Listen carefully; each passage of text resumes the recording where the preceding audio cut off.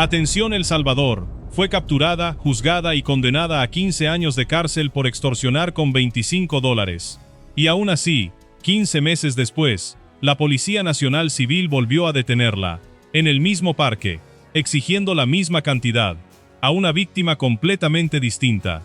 Esta es la historia de Catherine Alexandra Barrera Zúñiga, una mujer que el sistema de justicia salvadoreño condenó 2 veces por el mismo patrón, un patrón que ella nunca logró romper, y que hoy vamos a reconstruir minuto a minuto para que entiendas exactamente cómo funciona la extorsión en El Salvador, por qué el número $25 no es casualidad, y qué preguntas dejó abiertas este caso que ni las propias autoridades han terminado de responder. Si te interesa conocer las capturas más importantes y los operativos más impactantes contra la delincuencia en El Salvador, suscríbete ahora al canal, porque en los próximos minutos vas a entender por qué este caso, aparentemente pequeño en cifras, esconde uno de los patrones más reveladores sobre cómo operan quienes viven de la extorsión, y sobre los vacíos que el régimen de excepción llegó a intentar cerrar. Todo comienza en la tarde del 17 de mayo de 2021, en el Parque Morán, en el municipio de Quesaltepeque, Departamento de la Libertad. Una víctima, identificada por las autoridades bajo la clave protegida Canario, camina hacia el parque con dinero en la mano. No es un pago cualquiera, es dinero marcado, entregado bajo la coordinación directa de la Policía Nacional Civil, porque Canario ya había hecho algo que muchas víctimas de extorsión, por miedo, jamás se atreven a hacer: denunciar. ¿Qué la había obligado a denunciar? ¿Y qué tipo de amenaza estaba enfrentando exactamente? La respuesta tiene un componente que la hace especialmente perturbadora. Según la investigación fiscal, Catherine Alexandra Barrera Zúñiga había amenazado a su víctima con publicar fotografías íntimas en redes sociales si no le entregaba dinero. No era una amenaza física directa, ni una advertencia de violencia armada. Era una amenaza dirigida a algo mucho más íntimo: la exposición pública, el daño a la reputación, el chantaje emocional. Y ese tipo de extorsión, aunque no deja heridas visibles, deja un daño que muchas víctimas cargan durante años. La cifra que circula con más fuerza en los medios que cubrieron este primer episodio es de $25, el monto que la víctima entregó esa tarde en el Parque Morán. Existe, sin embargo, un matiz que vale la pena mencionar con honestidad. Un reporte posterior de la Fiscalía General de la República menciona $75 como la cifra que originalmente se le exigió a la víctima bajo amenaza, antes de que se coordinara la entrega controlada. No es un detalle menor, y no lo vamos a ocultar. Distintas fuentes periodísticas registran el monto de forma distinta. Lo que sí coinciden en confirmar todas las versiones es que la entrega controlada del dinero, la que terminó en la captura, se realizó exactamente por $25, la cifra que después, como vas a ver, se repetiría de forma casi idéntica 2 años y medio más tarde. La Policía Nacional Civil, tras recibir la denuncia de Canario, diseñó un operativo de entrega controlada. Este tipo de operativo es uno de los métodos más efectivos que tienen las autoridades salvadoreñas para atrapar extorsionistas en flagrancia. El dinero se marca, se coordina el punto exacto de entrega, y agentes encubiertos vigilan cada movimiento sin que el sospechoso lo note. ¿Qué fue lo que hizo que Catherine cayera exactamente en ese momento, y no antes ni después? La clave estuvo en la precisión del operativo. En cuanto la víctima entregó el dinero marcado en el Parque Morán, los agentes que vigilaban a distancia se movieron de inmediato y la capturaron en flagrancia, con el dinero todavía en su poder. No hubo margen para negar los hechos. La evidencia física, el testimonio de la víctima y el operativo coordinado dejaron un caso prácticamente cerrado desde el primer minuto. En ese momento, en mayo de 2021, un dato resulta especialmente relevante para entender lo que vendría después. Según el propio reporte fiscal, Barrera Zúñiga no fue perfilada como colaboradora de pandillas en ese entonces. Es decir, para las autoridades, en su primera captura, ella no aparecía vinculada formalmente a ninguna estructura criminal como la MS-13. Era, a los ojos del sistema, una extorsionista individual, actuando aparentemente por cuenta propia, sin el peso adicional que implica pertenecer a una organización criminal reconocida. Pero, ¿esa clasificación inicial iba a cambiar con el tiempo? Y si cambió, ¿qué nos dice eso sobre cómo evolucionó su relación con el crimen organizado? Vamos a llegar a esa respuesta. porque es una de las piezas más reveladoras de todo este caso. Por ahora, quedémonos en 2021. Una joven de 20 años, capturada en flagrancia, sin antecedentes de vínculo pandilleril reconocido oficialmente, enfrentando un proceso judicial por un delito que en El Salvador se castiga con extrema severidad. El proceso judicial avanzó, y el 13 de septiembre de 2022, más de un año después de su captura, el Juzgado Primero de Sentencia de Santa Tecla dictó su condena. ¿Cuántos años recibió por extorsionar con apenas $25 entregados físicamente? 15 años de prisión. 15 años, por un delito que en términos de dinero parece pequeño, pero que en El Salvador se juzga no por la cifra exigida, sino por el daño estructural que la extorsión representa para la sociedad. La extorsión, en el sistema penal salvadoreño, es uno de los delitos más perseguidos y con penas más duras, precisamente porque durante años fue uno de los mecanismos económicos centrales de las pandillas para sostener su control territorial. El fallo del tribunal fue claro: extorsión agravada, 15 años de cárcel. Para cualquier espectador que siga este tipo de casos, esa cifra suena a un cierre definitivo. Una mujer de 21 años, sentenciada a 15 años de prisión, debería estar, en teoría, fuera de circulación durante buena parte de su vida adulta.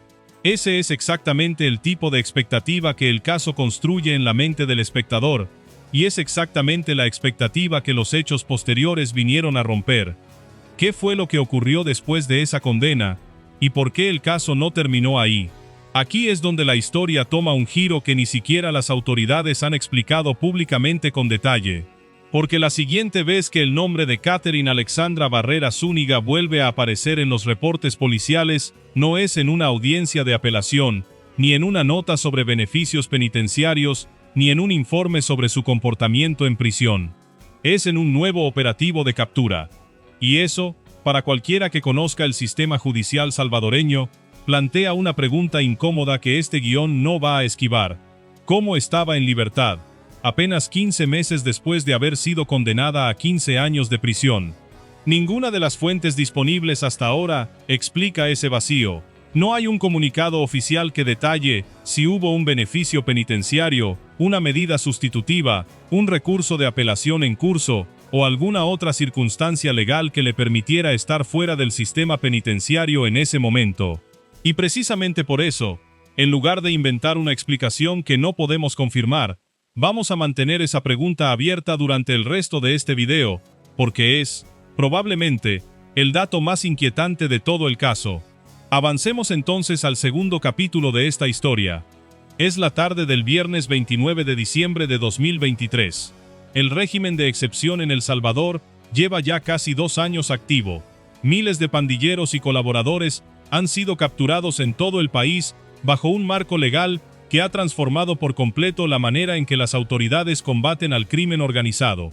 En ese contexto, agentes de la División de Cumplimiento de Órdenes Judiciales reciben información sobre una mujer que estaría exigiendo dinero bajo amenaza en la colonia Las Palmeras, en Quesaltepeque, el mismo municipio donde, 2 años y medio antes, había ocurrido la primera captura. ¿Fue una coincidencia geográfica o hay algo más que conecta ambos casos aparte del lugar? La respuesta empieza a tomar forma cuando la policía confirma la identidad de la persona detenida. La mujer capturada exigía $25 en concepto de extorsión a una persona en el Parque Norberto Morán, el mismo parque donde, en 2021, se había realizado la primera entrega controlada de dinero que llevó a su primera captura. La coincidencia del lugar ya resulta llamativa. Pero cuando los investigadores cruzan la identidad de la detenida con los registros judiciales, la coincidencia se vuelve todavía más inquietante. Se trata de Catherine Alexandra Barrera Zúñiga, la misma mujer condenada a 15 años de prisión apenas 15 meses antes, por el mismo delito, en el mismo parque, por la misma cifra exacta. La Policía Nacional Civil no dejó pasar la oportunidad de comunicar el caso con contundencia. En sus redes sociales, la institución publicó un mensaje que resumía el momento con una frase directa: los días de amenazar a la población habían terminado para ella.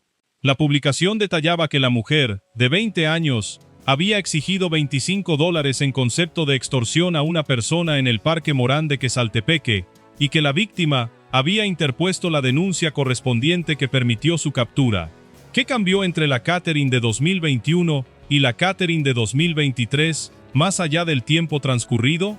Aquí aparece uno de los datos más reveladores de todo el caso, uno que separa claramente ambos episodios.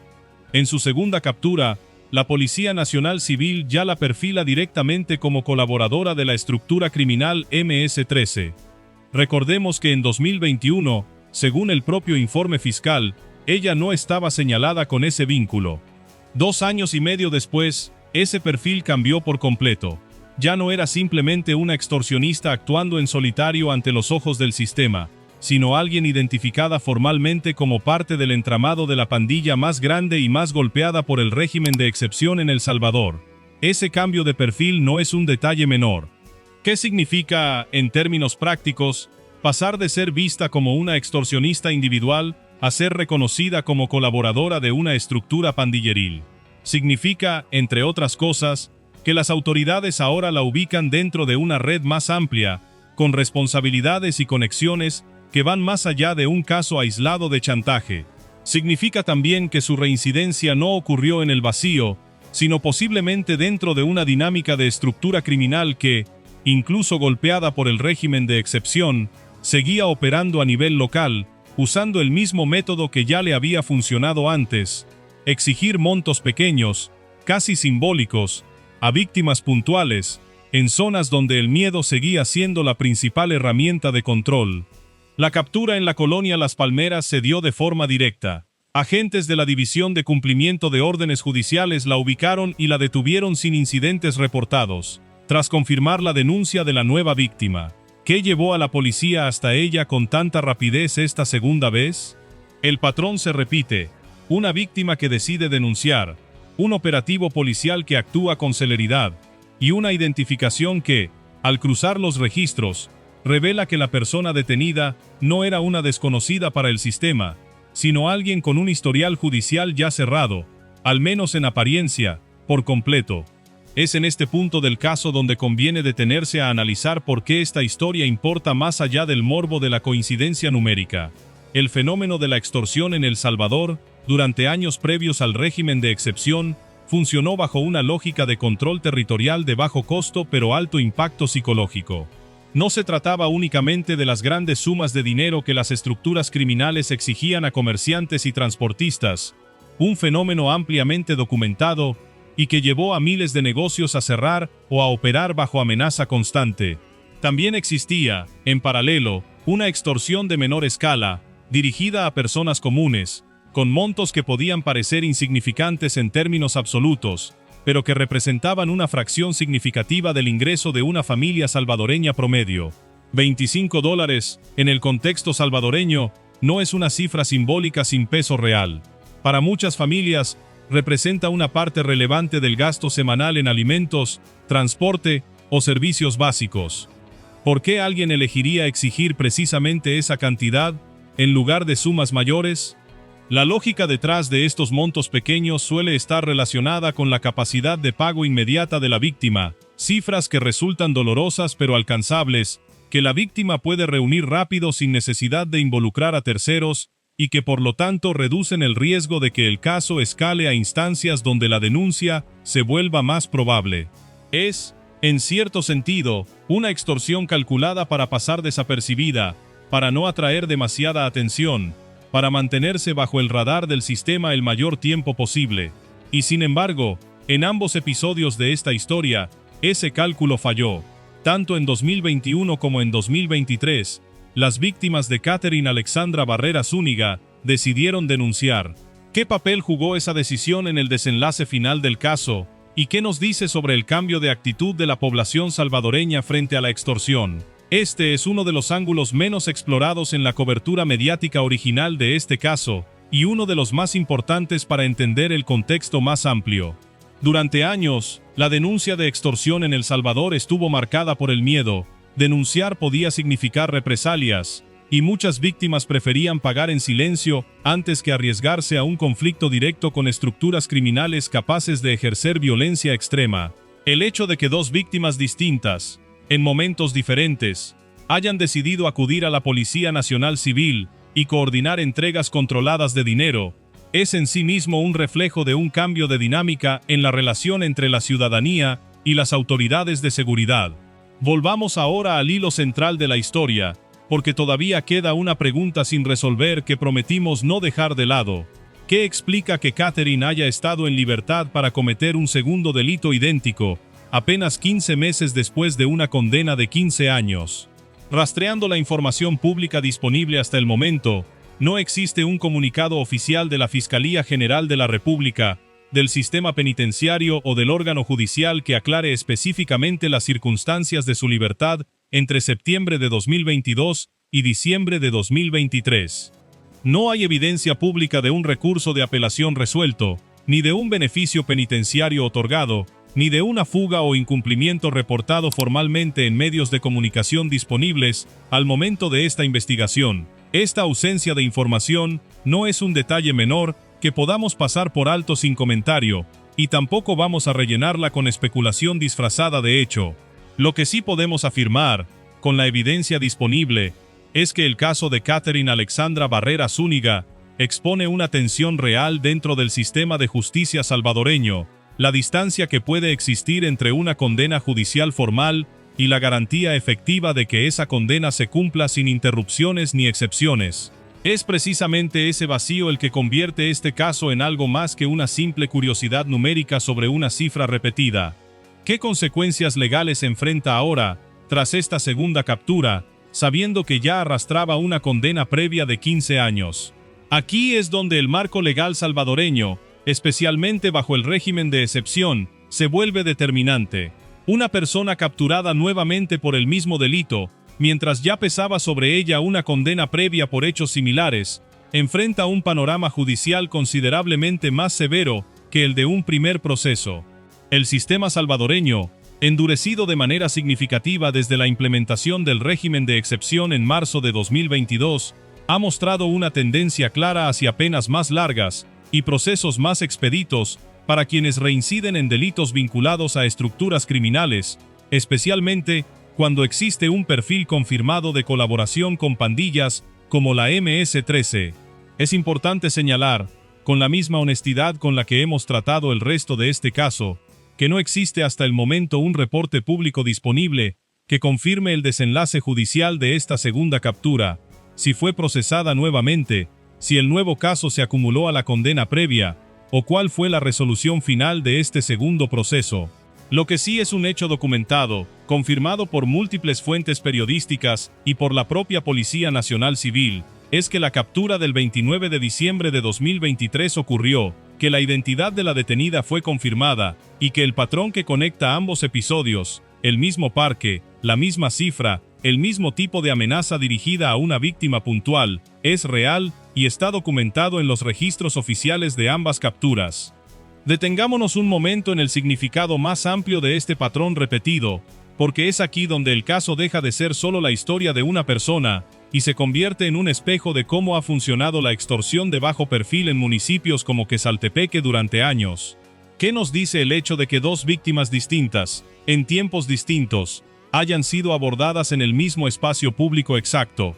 El Parque Morán, o Parque Norberto Morán como aparece nombrado oficialmente en los reportes de la segunda captura, no es un lugar elegido al azar en ninguno de los dos episodios.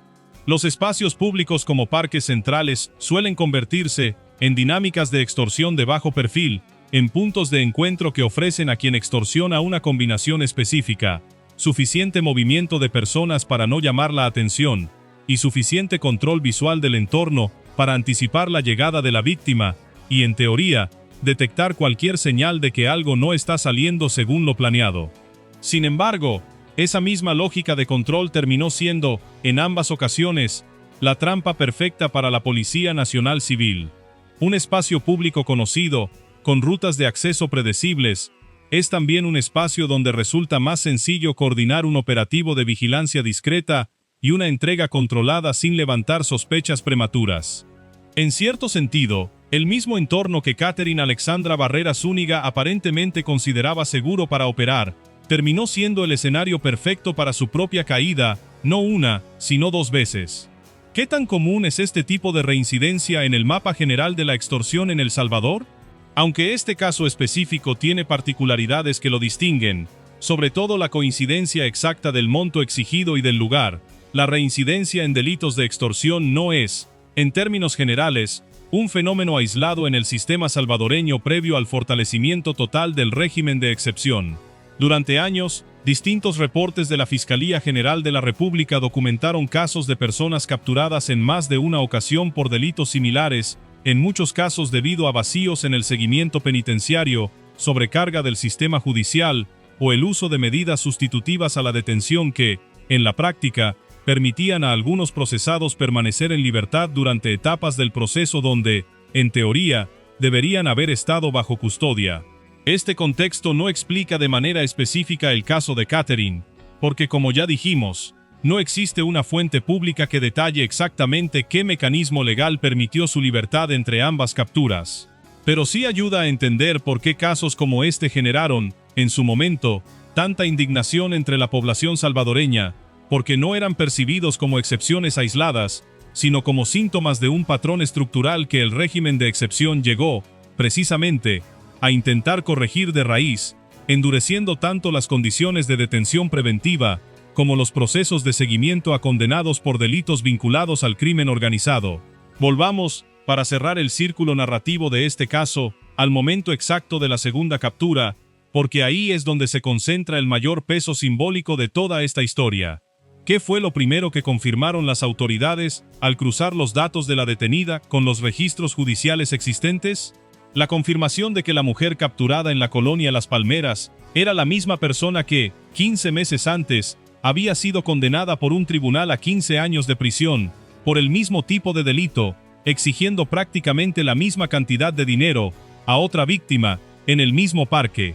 Ese momento de reconocimiento, el instante en que un caso nuevo se revela como la repetición casi exacta de un caso ya cerrado, es el verdadero payoff de esta historia.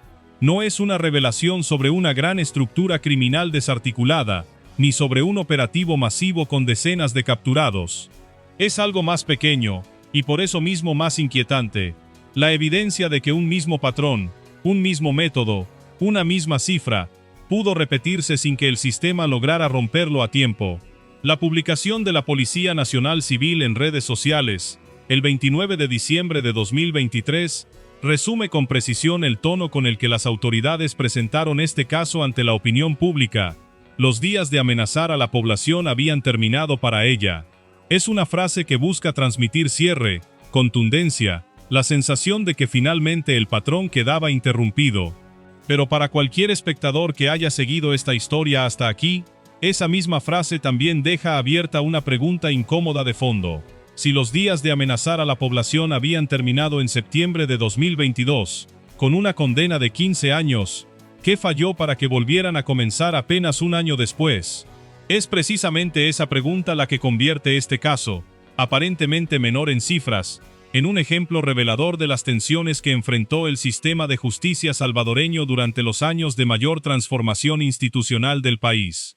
Una condena severa, dictada correctamente por un tribunal competente, no siempre se traduce automáticamente en una interrupción definitiva del delito, especialmente cuando existen vacíos que ni siquiera los reportes oficiales disponibles logran aclarar del todo. ¿Qué aprendizaje deja este caso para quienes siguen de cerca la lucha contra la extorsión en El Salvador? Que los números pequeños también cuentan una historia grande, que $25 repetidos 2 veces, en el mismo lugar, por la misma persona, pueden revelar más sobre el funcionamiento estructural del sistema que muchos casos de mayor escala mediática. Y que, en la lucha contra el crimen organizado, cada denuncia de una víctima, por pequeña que parezca la cifra involucrada, sigue siendo la pieza fundamental que permite a las autoridades cerrar el círculo, aunque ese círculo, como en este caso, haya tenido que cerrarse 2 veces. Catherine Alexandra Barrera Zúñiga pasó de ser, en 2021, una joven de 20 años sin vínculo formal reconocido con estructuras criminales, a ser, en 2023, una colaboradora identificada de la MS-13, capturada nuevamente por el mismo tipo de extorsión, en el mismo parque, exigiendo prácticamente la misma cantidad de dinero. Entre ambos momentos, 15 años de condena judicial y apenas 15 meses de distancia real, entre una sentencia y una nueva captura. Ese contraste, sin necesidad de dramatismos añadidos, es suficiente por sí solo para explicar por qué este caso sigue generando preguntas que, hasta la fecha, ninguna fuente pública ha terminado de responder por completo. Si este tipo de casos te parece tan revelador como a nosotros, y quieres seguir conociendo las capturas, los operativos y las historias que exponen cómo funciona realmente la lucha contra la delincuencia en El Salvador, no olvides suscribirte al canal y activar la campana de notificaciones, porque semana a semana seguimos investigando y reconstruyendo, con la misma honestidad con la que abordamos este caso, las historias que están detrás de cada captura.